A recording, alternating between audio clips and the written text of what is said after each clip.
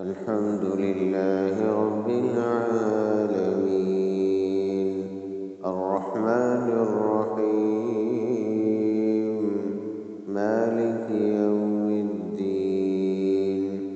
إياك نعبد وإياك نستعين اهدنا الصراط المستقيم صراط الذين أنعمت عليهم غير المغضوب عليهم ولا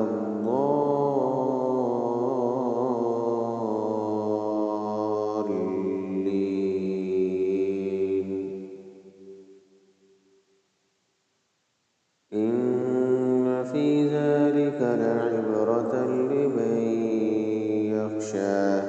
أأنتم أشد خلقا أم السماء بناها رفع سمكها فسواها وأغطش ليلها وأخرج ضحاها والأرض بعد ذلك دحاها أخرج منها ماءها ومرعاها والجبال أرساها متاعا لكم ولأنعامكم فإذا جاءت الطامة الكبرى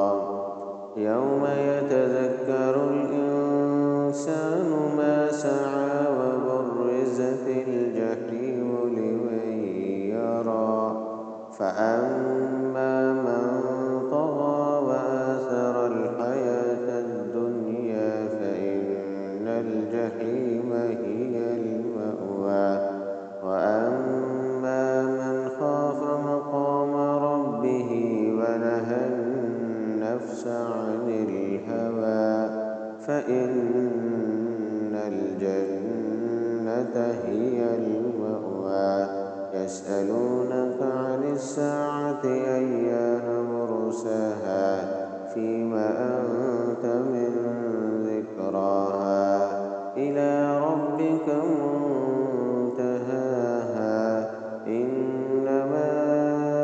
أنت منذر من يخشاها كأن